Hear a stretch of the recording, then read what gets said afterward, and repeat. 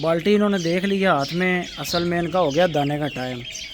ये देखें जी बैंगम बच्चा निकला मुनाफिक मुर्गे का, जो चक नहीं मारता उसका बच्चा है। बाकी ये दिलकों के माशाल्लाह बच्चे निकले हैं। काफ़ी दिनों से मेरे आप दोस्तों को ना टिकटॉक पे मैं लगाता रहता हूँ शॉर्ट वीडियोस वैसे हल्की फुल्की गपशप में। तो इधर मैंने यूट्यूब पर काफ़ी दिनों से ये वाले चूज़े या इस फार्म में जो फिर रहे हैं बच्चे वो नहीं दिखाए।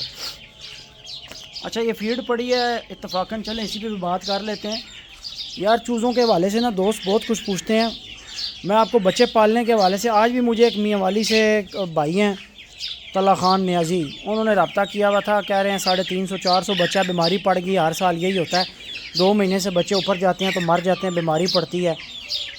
तो रिसेंटली पीछे टिकटॉक पर भी मैंने कुछ दिन इसी तरह की वीडियोस अपलोड की थी जिसमें मैंने बताया था कि कोई मेडिसिन लगाकर आप अपने दिल को तसल्ली ना दिया करें कि हमने वैक्सीन कर लिया है। यरलू परलू नुस्खे लोग बताते रहते हैं, आगे पीछे से सुन के आप लोग वो पानी में चला देते हैं और फिर आप समझते हैं लो जी मेरे ऊपर चढ़ रहे हैं। अब देखें इनका फीड का टाइम है ना।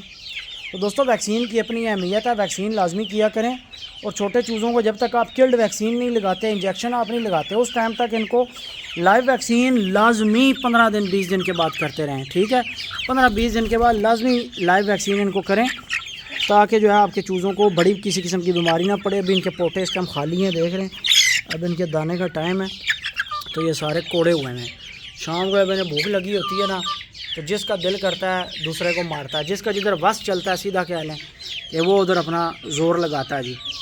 जो बेचारे मस्कीन होते हैं वो उधर जाली के पीछे टैंकी के पीछे वो शरीफों की तरह दूर दूर भाई कुट ना पड़े। जो थोड़ा सा कुट बर्दाश्त करने का जिनमें हौसला है वो बीच बीच में मैदान में फिरते हैं। अब ये दाना मांग रहे हैं। असल में शाम को हम क्या करते हैं कि रोटी फीड अंडा ये मिक्स करके इनको चलाते हैं। आज अंडे नहीं चला रहे, आज रोटियां। हमारी मशीन असल में जल गई, ख़राब हुई हुई थी। अभी ये फीड और रोटियां हल्की सी गीली की हैं ताकि इनके गले में फंसे नहीं। आपको सीन दिखाते हैं माशाल्लाह। भाई इस वजह से इन्हें गुस्सा चढ़ा होता है भाई, जल्दी जल्दी दो हमें। और अद्धे उधर जाओ भाई, अद्धे उधर जाओ, उधर भी लाया।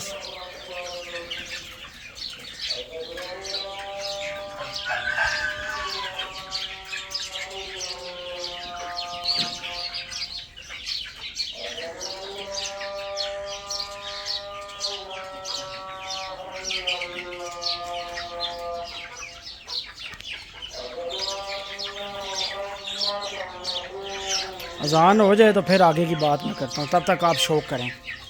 और माशाल्लाह लाजमी कहना है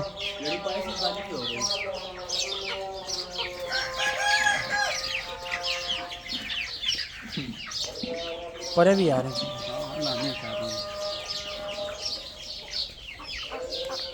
अभी हम 5-7 मिनट तक वापस आएंगे, ठीक है। फिर आपको प्लेटें दिखाएंगे, दूसरे फार्म में जाते हैं। मेरा ख्याल है परली खाली हो गई।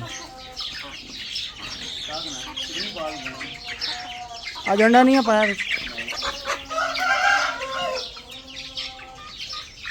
एक गंजा बड़ा शरारती है, आया नहीं गंजा।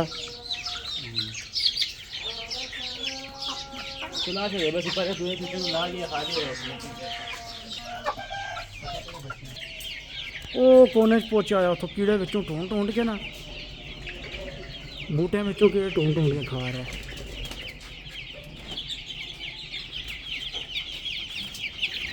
यह चूज़े जी अपने खाने से बाहर आ गए, छोड़ ही नहीं, पकड़ नहीं शजेब। उतरे दरवाज़ा खोल से ना, देखें इनका भूख का टाइम है ना, खोल ले, भूख का टाइम है। देखें ऊपर चढ़ा है, बर्तन खाली है इनका।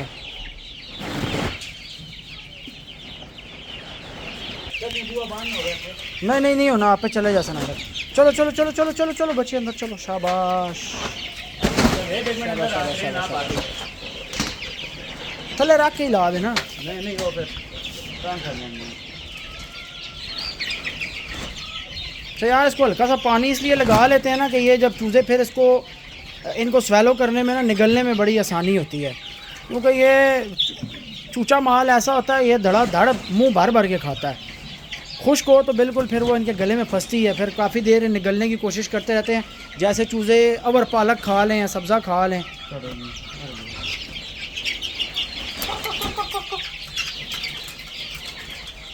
10 मिनट बाद खाली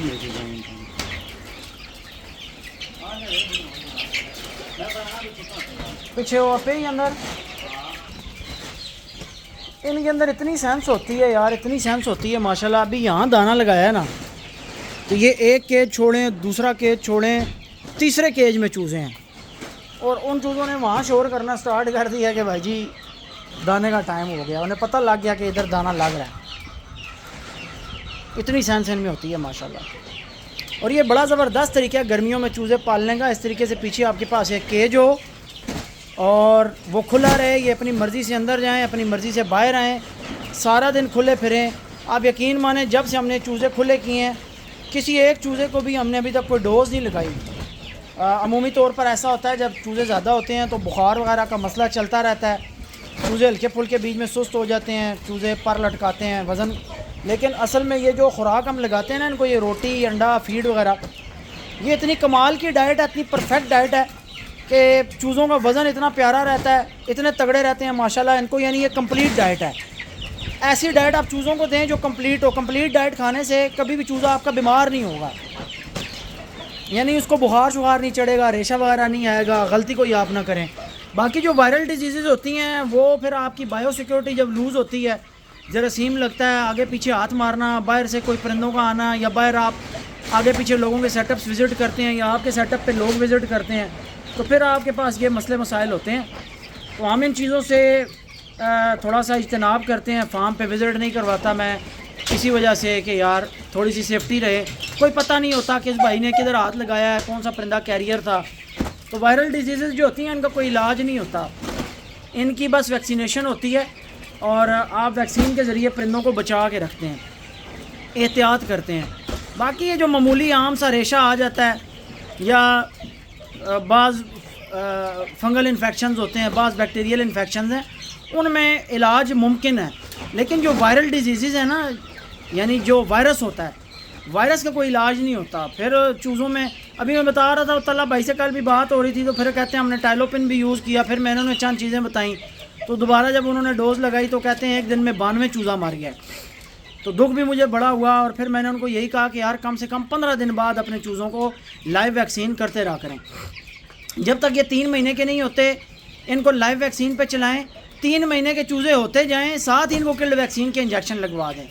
NDIB H9 लगवाएं।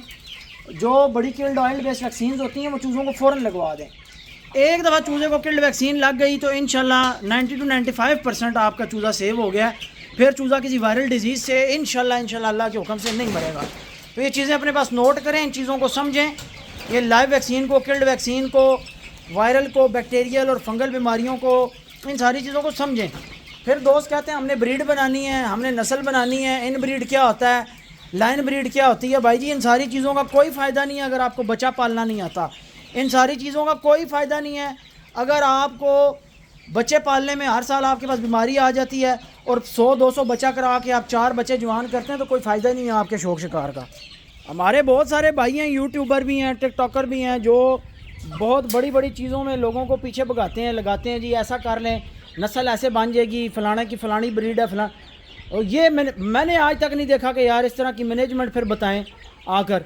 पहले लोगों को अगर आप फ़ायदा करना चाहते हैं तो यार पहले सबसे पहले तो बेसिक नए शौकीनों को ये बताएं बच्चा पालना कैसे है, बच्चे को पालने में फ़नकारी क्या है, आपका दिमाग किधर हाज़िर रहना है, किधर आपको ज़रा सी आपकी दिमाग की गैर हाज़िरी आपको नुकसान पहुँचाएगी। ठीक है, तो भाई ये चीज़ें जो ज़रूरी हैं।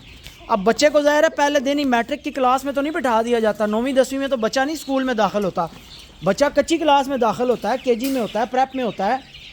फिर जनाब वो पहली दूसरी तीसरी चढ़ता चढ़ता ऊपर जाता है। तो चूज़े पालने पिलाने का, वैक्सीनेशन का, इन चीज़ों का यार दोस्तों को पता कोई नहीं।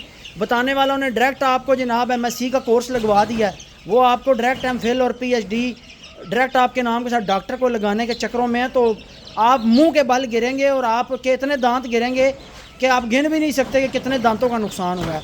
इसलिए हमेशा स्टेप बाय स्टेप शौक़ को सीखें, इंशाल्लाह ताला अल्लाह के हुक्म से फ़ायदा ही फ़ायदा होगा। पहले बच्चे पालने और बच्चों की केयर करना और ये सारे मामलात तरीके से सीखें, फिर उसके बाद आप ब्रीडों के चक्करों में और इन ब्रीड और जनाब आउट ब्रीड और लाइन ब्रीड और फलानी मिक्स ब्रीड, इन सारे चक्करों में पड़ें तो फिर फ़ायदा होगा।